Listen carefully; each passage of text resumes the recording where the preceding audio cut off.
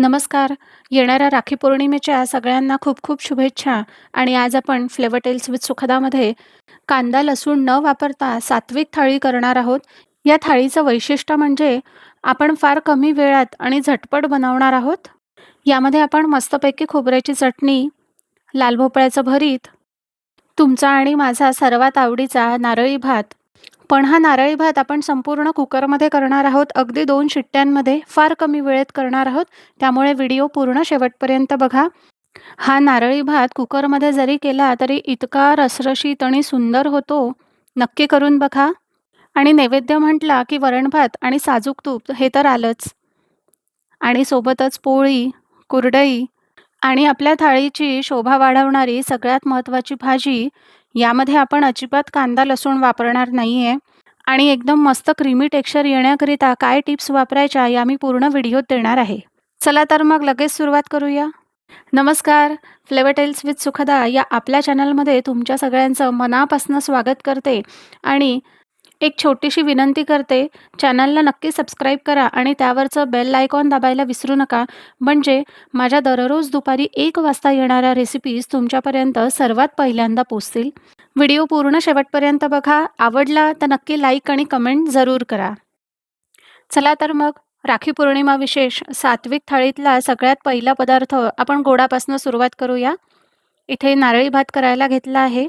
त्याकरिता मी इथे एका कुकरमध्ये 2 चमचे साजूक तूप घातलं आहे आणि काही खडे मसाले घालते आहे. खड्या मसाल्यांमुळे नारळी भाताला अतिशय सुंदर असा सुवास लागतो आणि खरंच अप्रतिम होतो. याकरिता मी इथे 1 इंच दालचिनीचा तुकडा, 2 हिरवी विलायची आणि 4 लवंगा अशा साजूक तुपात परतवून घेतले आहे. हिरवे वेलदोडे घालताना त्याला थोडंसं ओपन करून घालायचं, म्हणजे त्याचा सुवास खूप छान भातात उतरतो. यामध्ये मी बासमती तांदूळ वापरते आहे. तुम्ही कुठलाही सुवासिक तांदूळ वापरू शकता. मी इथे 2 वाट्या तांदूळाचा भात करणार आहे. त्याकरिता मी हे तांदूळ स्वच्छ 2 पाण्याने धुवून 20 मिनिटाकरिता भिजवून घेतलेले आहेत. तांदूळ असा भिजवून घेतला की त्याचा छान दाणा शीतनशीत मोकळा होतो. आपल्याला हा तांदूळ फार काळ परतवायचा नाहीये. आता आपण यामध्ये अर्धी वाटी ओलं खोबरं मी छान खवून घेतलं आहे. ते घालून सगळं व्यवस्थित एकत्र करून घेऊया. ओलं खोबरं छान मिक्स झालेलं आहे. आता आपण यामध्ये थंड पाणी घालून घेणार आहोत. इथे मी 2 वाट्या तांदूळ वापरला आहे, तर पाणी 1.5 पट लागेल. म्हणजे इथे 3 वाट्या थंड पाणी घालून घेऊन सगळं व्यवस्थित एकत्र करून घेऊया. तुम्हाला छान मोकळा भात आवडत असेल तर 1.5 पट घाला आणि खूप ओलसर असा हवा असेल तर दुप्पट पाणी घालाल. यामध्ये आता आपण गूळ घालून घेतो आहे. हा गूळ मी बारीक चिरून किसून घेतलेला आहे. तांदूळ जितका आहे तितकाच आपण गूळ घालणार आहोत. सगळे पदार्थ छान व्यवस्थित गूळ विरघळेपर्यंत आपल्याला एकत्र करून घ्यायचे आहे. हा नारळी भात करायला फार सोपा आहे आणि चवीला म्हणाल तर भन्नाट लागतो. नक्की करून बघा आणि अगदी कमी वेळेत तयार होतो. त्यामुळे नक्कीच आपण कधीही बनवू शकतो. गूळ एकदम छान विरघळला आहे. आता यामध्ये आपण थोडीशी जायफळ पूड घालून घेणार आहोत. इथे मी अर्धा चमचा जायफळ पूड वापरते आहे. तुम्ही तुमच्या आवडीनुसार घाला. छान व्यवस्थित एकत्र करून घ्यायचं आणि कुकरचं झाकण लावून 2 ते 3 शिट्ट्या करून घ्यायच्या. बरं, यामध्ये आपण यावेळेला ड्रायफ्रुट्स घालणार नाही आहे. इथे आपण स्वतंत्र साजूक तुपात तळून वरून घालणार आहोत, कारण आपण इथे कुकरमध्ये करतो आहे आणि ड्रायफ्रुट्स फार शिजून जातील. त्यामुळे मी ड्रायफ्रुट्स वरून घालणार आहे. आपला भात शिजलेला आहे. बघा काय मस्त दिसतोय. इतका सुवास येतोय ना. घरभर अगदी नारळी भाताचा सुगंध पसरलाय. बघा, बघू शकता एकदम परफेक्ट प्रमाणात मस्त असा रसरशीत आणि छान मऊ शिजलेला नारळी भात आपला तयार झालेला आहे. यामध्ये आता अगदी 2 ते 3 चमचे दुधात 5-6 केशराच्या काड्या मी अशा भिजवत ठेवलेल्या आहे. आणि हे दूध आपण भातावरती वरून घालणार आहोत आणि 2 मिनिटं गॅसवरती छान परतवून घेणार आहोत. केशराचं दूध असं वरून घातल्यानंतर त्याला खूप सुंदर रंग येणार आहे. त्यामुळे आपण हे वरून घालतो आहे. कुकरमध्ये आपण घातलेलं नाही. खूपच सुंदर झाला आहे बघा. वाह! त्यावरती छान तुम्हाला आवडतील ते ड्रायफ्रुट्स असे तळून घाला आणि सर्व्ह करताना नक्कीच भरपूर असं साजूक तूप घालून सर्व्ह करा. चला आता आपण पुढच्या रेसिपीला सुरुवात करूया. आता आपण लाल भोपळ्याचं भरीत बनवतो आहे. याकरिता छान केशरी रंगाचा लाल भोपळा वापराल, तो आपण असा मोठ्या पीसेसमध्ये चिरून घेतला आहे. आपली ही थाळी झटपट होणारी आणि अगदी कमी वेळेत तयार होणारी असल्यामुळे इथे मी कुकरमध्ये सर्वात खाली तुरीची डाळ, हळद घालून शिजायला लावली आहे. त्यावरती भात आणि वरती अशा लाल भोपळ्याच्या फोडी ठेवून अगदी 2 चमचे पाणी घालून 3 ते 4 शिट्ट्या करून घेऊया. आता आपण पुढची रेसिपी म्हणजे ही खोबऱ्याची चटणी करायला घेऊ. ही फारच चविष्ट लागते. यामध्ये ओलं खोबरं, हिरवी मिरची, कोथिंबीर, जिरं, मीठ आणि साखर. बारीक असं मिक्सरला फिरवून घ्यायचं. हवं असल्यास तुम्ही यामध्ये लिंबू पण घालू शकता. फार सोपे इन्ग्रेडियंट्स आहेत आणि झटपट अशी 2 मिनिटात ही चटणी तयार होते. चला आता आपण भोपळ्याचं भरीत करायला घेऊया. सगळ्या भोपळ्याच्या फोडी एका बाउलमध्ये काढून घ्यायच्या आणि हलकंसं मॅश करायचं. आपल्या थाळीचं वैशिष्ट्य हे कमी वेळेत करायचं असल्यामुळे आपण कुकरला या प्रकारे लावलं. नाहीतर तुम्ही बारीक फोडी चिरून त्या तेलात छान परतवून घेऊनही करू शकता. यामध्ये मी आता अर्धी वाटी दही घातलं आहे आणि 1 चमचा मोहरीची डाळ अशी अर्धवट फिरवून घ्यायची आहे. हे तुम्ही पोळपाटावर सुद्धा करू शकता. लाटण्याने थोडंसं प्रेस केलं तरीही मोहरीची डाळ आरामात छान तयार होईल. यामध्ये आता चवीप्रमाणे मीठ आणि 1 चमचा साखर घालून आपण फोडणीची तयारी करून घेऊया. याकरिता मी इथे 2 चमचे तेलात मोहरी, काही हिरव्या मिरचीचे तुकडे आणि अर्धा चमचा हिंग घालून गरमागरम फोडणी देऊन घ्यायची. यामध्ये हिंग फार महत्त्वाचा आहे. याची ही खमंग फोडणी या लाल भोपळ्याच्या भरिताला खूपच सुंदर चव आणवते.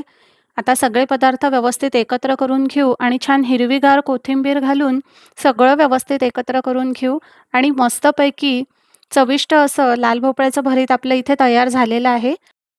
आता आपल्या थाळीतला सगळ्यात महत्त्वाचा पदार्थ म्हणजे कांदा लसूण न घालता इथे आपण दम आलू करणार आहोत. एकदम मस्त असा क्रीमी टेक्स्चरचा दम आलू कांदा लसूण न वापरता कसा तयार करायचा याकरिता मी इथे भरपूर टिप्स सांगितल्या आहेत. व्हिडिओ मात्र शेवटपर्यंत पूर्ण बघा. इथे मी 2 मोठे टोमॅटो मोठ्या आकाराच्या पीसेसमध्ये चिरून घेतलेले आहेत. आता हे टोमॅटो एका कुकरमध्ये आपल्याला हे घालायचे आहेत. यामध्ये 5 ते 6 काजू, 1 मूठभर शेंगदाणे, मी सांगितलेले सर्व पदार्थ आवर्जून घाला म्हणजे तुमची ही भाजी एकदमच क्रीमी आणि खूप सुंदर बनेल. दम आलू करण्याकरिता लहान आकाराचे बटाटे वापरा आणि ते 2 पाण्याने स्वच्छ धुवून घ्या. म्हणजे कुकरमध्ये आपल्याला जे आपण पाणी घालणार आहोत, ते आपल्याला ग्रेव्हीकरिता वापरायचं आहे. हे सगळे बटाटे मी कुकरमध्ये घालून घेतलं आहे आणि त्यामध्ये पाणी टोमॅटो बुडतील इतकंच घालायचं आहे. फार पाणी घालू नका. आता याच्या 2 शिट्ट्या करून घ्यायच्या. कुकर पूर्ण थंड झाल्यानंतर त्यातले बटाटे आपण वेगळे करून घेऊ आणि खाली जे टोमॅटो आणि आपण बाकीचे पदार्थ घातले होते ते पाण्यासहित वेगळं करून घेऊ. हे पाणी आपल्याला फेकायचं नाही आहे, भाजीला आपण वापरणार आहोत. कारण आपण सुरुवातीला स्वच्छ बटाटे धुवून घेतले असल्यामुळे हे पाणी नक्कीच आपण वापरू शकतो. आता या शेंगदाण्यांचे सर्व सालं वेगळे करून घेतले आहे आणि मिक्सरच्या पॉटमध्ये यामध्ये आता 3 लवंगा, 4 ते 5 मिरे, 2 इंच आलं, सर्व जिन्नस आपण घालून एकदम फाईन अशी पेस्ट करायची आहे. मी यामध्ये पाणी घातलं नव्हतं. तुम्हाला हवं असल्यास तुम्ही पाणी घालून नक्कीच करू शकता. चला आता सर्व बटाट्यांची सालं काढून घेऊ आणि भाजीला लगेच सुरुवात करूया. इथे मी एक कढई तापायला ठेवली आहे आणि त्यामध्ये 2 चमचे तेल घालून घेतलं आहे. तेल व्यवस्थित गरम झाल्यानंतर यामध्ये सर्व बटाटे एक-एक करून असे घालून घेऊया आणि छानपैकी परतवून घेऊया. इथे मी बटाटे परतवून घेणार आहे. तुम्हाला तळून घ्यायचे असल्यास तुम्ही नक्कीच तळू शकता. पण परतवून घेतलं तरीही छान व्यवस्थित गोल्डन ब्राऊन होतात आणि छान खमंग असा त्याचा वास सुटला, की त्यानंतर आपण गॅस बंद करून ते साईडला काढून घ्यायचे. आता त्याच कढईत मी अर्धी वाटी तेल घातलं आहे आणि या तेलात जिरं किंवा मोहरी काहीही न घालता आपल्याला डायरेक्ट मसाला घालायचा आहे. जो आपण मिक्सरला पेस्ट केली होती, ती पेस्ट आपल्याला संपूर्ण यामध्ये घालून घ्यायची आहे. या प्युरीमधला टोमॅटो, काजू, शेंगदाणे छान व्यवस्थित कुकरला शिजलेले असल्यामुळे आपला इथे भरपूर वेळ वाचणार आहे. तेलात मस्तपैकी व्यवस्थित असं परतवून घेऊ आणि याला उकळी फुटायला लागली, की त्यावरती 2 ते 3 मिनिटाकरिता झाकण ठेवून घेऊया. ही संपूर्ण ग्रेव्ही आपल्याला सिमवरच शिजवायची आहे. 2-3 मिनिटानंतर झाकण उघडून छान असं मिक्स करून घेऊया. बघा काय मस्त उकळी फुटली आहे. बस आपल्याला याच स्टेजला छान असं मिक्स करत राहायचं आहे आणि त्याचं पूर्ण पाणी आटवून घ्यायचं आहे. छान तेल सुटेपर्यंत आपल्याला ग्रेव्ही करून घ्यायची आहे. त्यानंतर यामध्ये 2 चमचे धने पावडर, 1 चमचा जिरे पावडर, 2 चमचे तिखट, 1 चमचा साखर, अर्धा चमचा हळद, हे सर्व पदार्थ छान असे एकत्र करून घेऊया आणि मस्तपैकी परतवून घेऊ. ही भाजी अतिशय झटपट होणारी आहे, कारण यामधले मसाले आपण ऑलरेडी शिजवून घेतलेले आहेत आणि बटाटे पण उकडलेले आहेत. त्यामुळे सणासुदीच्या दिवसात नैवेद्यासाठी म्हणून नक्कीच तुम्ही करू शकता. आपला वेळ पण वाचतो आणि तसंही आपल्याला भरपूर पदार्थ करायचे असतात. त्यामुळे भाजी कुठली करू हा प्रश्न पण सुटतो. मसाले एकदम मस्त परतल्या गेले आहेत. खूपच सुंदर रंग आला आहे भाजीला. आता या स्टेजवरती छान अर्धी वाटी फेटलेलं दही आपण यामध्ये घालूया आणि लगेचच मिक्स करायला घ्यायचं. दह्यामुळे भाजीचं टेक्स्चर एकदमच क्रीमी होणार आहे. आता आपण छान एकत्र करून घेऊन 2 मिनिटाकरिता फक्त आपण त्याला वाफ आणून घेणार आहोत आणि बघा एकदम छान असं तेल सुटलं आहे. आता मी एक अर्धा चमचा कसुरी मेथी हातावरती छान चोळून असा त्याचा बारीक चुरा करून घेणार आहे आणि तो मी घालणार आहे. तुमच्याकडे अवेलेबल नसेल तर पूर्णपणे तुम्ही स्किप करू शकता. आणि या स्टेजवरती आपण परतवून घेतलेले बटाटे ग्रेव्हीत घालायचे आणि छानपैकी मिक्स करून घ्यायचं. बघा या ग्रेव्हीकडे बघून तर कोणी विश्वास पण ठेवणार नाही, की यामध्ये लसूण आणि कांदा नाही आहे म्हणून. खूपच सुंदर झाली आहे ग्रेव्ही आणि रंग पण फार छान आलेला आहे. याला छानपैकी 2-3 उकळी येऊ द्यायची आणि त्यानंतर तुम्हाला ही भाजी कितपत पातळ हवी आहे, त्यानुसार तुम्ही पाणी ॲड करा. हे पाणी आपण जे टोमॅटो आणि काजूचं जे पाणी शिल्लक राहिलं होतं कुकरमधलं, तेच गरम पाणी आपल्याला यामध्ये घालायचं आहे. आता यामध्ये पाणी ॲड करून झाल्यानंतर चवीप्रमाणे मीठ घालायचं आणि छान अशी 2 मिनिटंभर उकळी येऊ द्यायची. बस आपली ग्रेव्ही तयार झालेली आहे. कांदा, लसूण विरहित दम आलू एकदम क्रीमी टेक्स्चरचा तयार झालेला आहे. यावरती मस्त हिरवीगार कोथिंबीर घालायची आणि मस्तपैकी सर्व्ह करायला घ्यायची. मस्त झाली आहे की नाही भाजी? आवडली असेल तर नक्की लाईक करा. ही भाजी खरंच खूप चविष्ट लागते आणि फार कमी वेळात तयार होते. नक्की करून बघा आणि कशी झाली ती मला नक्की कमेंट करून सांगा. चला तर मग मस्त अशी कांदा लसूण विरहित सात्विक थाळी तयार झालेली आहे.